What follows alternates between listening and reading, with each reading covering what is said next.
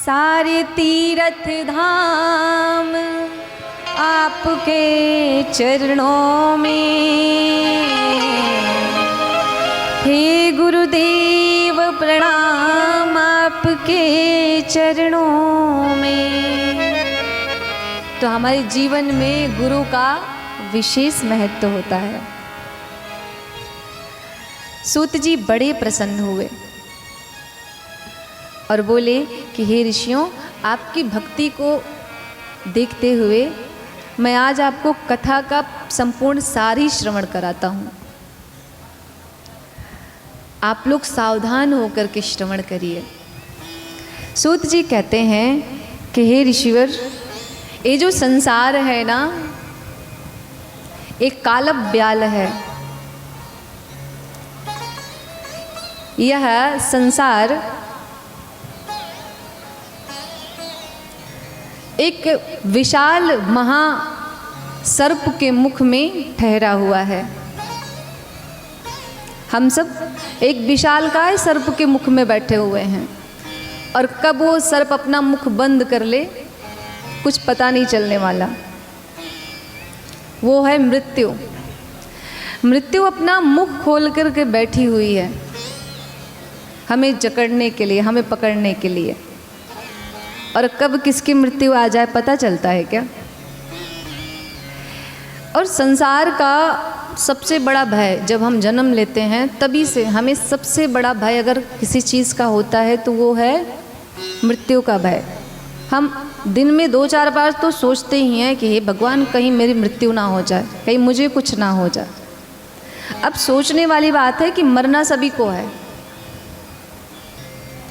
यहाँ पे आए हैं तो कोई बच के जाने वाला नहीं है, क्योंकि हमारी जो अंतिम स्थिति है वो वही होनी है। सत्य है, मृत्यु क्या है? सत्य। जन्म हो ना हो लेकिन मृत्यु होनी निश्चित है। और हम सभी इससे बचने का प्रयास कर रहे हैं, भाग रहे हैं। और हम सभी को पता है भाग करके आप जाओगे कहाँ, क्योंकि आप इसी संसार में हो, जाना तो पड़ेगा आपको। सूत जी कहते हैं कि इस संसार में आने के बाद व्यक्ति विशेष का सबसे बड़ा जो भय होता है वो होता है मृत्यु का भय। तो हमें मृत्यु से भागना नहीं चाहिए, हमें मृत्यु के ऊपर विजय प्राप्त करनी है। हमें इस मृत्यु के भय को ही समाप्त करना है। इसीलिए सूत जी कहते हैं कि अपने प्रत्येक दिन को आनंद से जियो, और इतने आनंद में जियो कि अब आप ये समझ लो कि जो है अभी है। अपने प्रत्येक दिन को अपना आखिरी दिन समझ के जीना चाहिए। जो है यही है, मस्ती में जियो। मृत्यु को आनी है, वो तो आएगी ही एक ना एक दिन, लेकिन उसके भय के चक्कर में हम अपना अभी का समय जो नष्ट कर रहे हैं भयभीत होकर के, इसमें हमारा नुकसान है। सूत जी कहते हैं कि अभी अगर कोई बता दे कि आपकी मृत्यु 1 घंटे के बाद हो जानी है, आपको कैसा लगेगा? मुझे लगता है कि मृत्यु 1 घंटे के बाद होनी है या 1 हफ्ते के बाद होनी है, ये सुन करके आप उसी समय मृत्यु को प्राप्त हो जाएंगे। भले ही आपका प्राण आपके शरीर से ना निकले, वो अलग की बात है। हम इतना भयभीत हैं इस मृत्यु से। डॉक्टर के पास जाइए जांच कराने के लिए, और कहीं डॉक्टर कह दे गलती से, महाराज आप 1 हफ्ते के मेहमान हो, जो करना है कर लो 1 हफ्ते में। हमारी मृत्यु 1 हफ्ते बाद होनी है, लेकिन हम वो सुन करके 1 हफ्ते पहले ही श्रीमन नारायण हो जाएंगे, भोजन पानी छोड़ देंगे। क्यों? हमको 1 हफ्ते बाद मरना है, हम पहले से ही तैयारी करने लगते हैं, इतने भयभीत हैं। तो इसीलिए इस मृत्यु के भय को समाप्त करने के लिए, हमारे जीवन के विकारों को समाप्त करने के लिए श्रीमद् भागवत शास्त्र को प्रकट किया गया। इसकी इतनी दिव्य महिमा है कि जब परीक्षित जी महाराज को कहते हैं, ये श्रीमद् भागवत कथा इतनी दिव्य कथा है कि जब परीक्षित जी महाराज को श्रवण कराने के लिए श्री सुखदेव ऋषि पहुँचे उनके समक्ष गंगा के तट पर भगवान की यह अमृतमय कथा लेकर के। तो देवताओं ने ऊपर से देखा कि भाई ये परीक्षित महाराज को 7 दिन में मरने का श्राप हुआ है और सुखदेव ऋषि जा रहे हैं इनको कथा श्रवण कराने। उन्होंने क्या किया, स्वर्ग से अमृत का कलश उठाया और लेकर के पहुंच गए परीक्षित जी महाराज के पास। सुखदेव ऋषि बैठे हुए, देवता आए और आकर के बड़े प्रेम से वह स्वर्ग का सुधा अमृत सुखदेव जी महाराज के चरणों में रखते हुए कहते हैं, प्रभु एक कार्य करिए, आप परीक्षित जी को यह स्वर्ग सुधा अमृत पिला दीजिए, अमर हो जाएंगे ये। भगवान सुखदेव विचार करते हैं कि ये जो देवता हैं ये इतने उदार तो नहीं हैं, बड़े स्वार्थी हैं और ये निस्वार्थ तो अमृत दे ही नहीं सकते, इनका जरूर कोई ना कोई स्वार्थ होगा। तो सुखदेव भगवान ने कहा, अच्छा ये बताइए आपने जो ये अमृत हमें प्रदान किया है इसके बदले में आपको क्या चाहिए। तो कहा, महाराज सीधी सी बात है कि जो आप कथा परीक्षित को श्रवण कराने वाले हो वो हमें श्रवण करा दीजिए, और परीक्षित को मृत्यु का भय है, श्राप है, तो ये जो स्वर्ग का अमृत है उसको पिला दीजिए, वो कभी मरेगा ही नहीं। सुखदेव जी कहते हैं,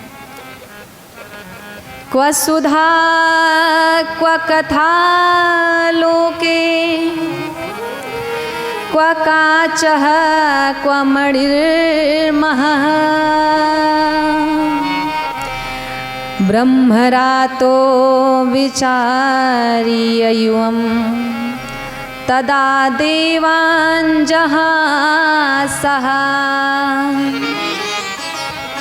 सुखदेव महाराज उपहास करके उन देवताओं को भगाते हैं, कहते हैं क्या बात करते हो, क्वा सुधा क्वा कथा लोके, एक कांच का टुकड़ा लेकर के आते हो और कहते हो कि बहुमूल्य मणि इसके बदले में मुझे प्रदान कर दीजिए, क्या ऐसा भी कहीं होता है।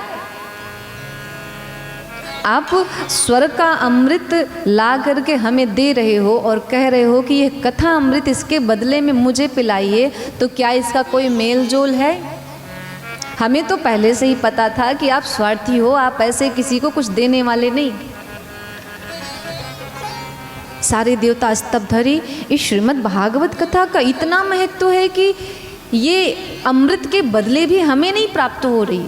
सब हाथ जोड़ के बैठ गए, बोले महाराज हमें जरा सा ये समझाइए कि इसका महत्व क्या है। सुखदेव कहते हैं, न ददौ सु कथामृतम, ये कथा रूपी अमृत आपको मिलने वाला नहीं है। देवताओं ने कहा, भाई क्यों नहीं मिलेगा, हमने तो स्वर्ग का अमृत ला के दिया। तो कहते हैं कि देखिए, स्वर्ग का सुधा अमृत पीने से व्यक्ति दीर्घजीवी हो जाएगा, उम्र उसकी बढ़ जाएगी, मरेगा नहीं। स्वर्ग सुधा अमृत व्यक्ति को दीर्घजीवी बनाता है और भगवान की यह श्रीमद् कथा रूपी अमृत व्यक्ति को दिव्य जीवी बनाता है। इसलिए हमें अपने जीवन में दीर्घता नहीं चाहिए, दिव्यता चाहिए। हमें 100 साल की निरर्थक जिंदगी नहीं चाहिए, हमें तो बस साल भर का ही जीवन मिले, 20 वर्ष का ही जीवन मिले, 50 वर्ष का ही जीवन मिले, लेकिन दिव्य जीवन हो। हमें दिव्यता चाहिए महाराज, हमें दीर्घता अपने जीवन में नहीं चाहिए। दीर्घता है और दिव्यता नहीं है तो वो जीवन किस कार्य का। इसलिए सुखदेव जी महाराज ने उनको वापस कर दिया कि आप इसको लेके जाओ, हमें आपकी इस सुधा अमृत की कोई आवश्यकता नहीं।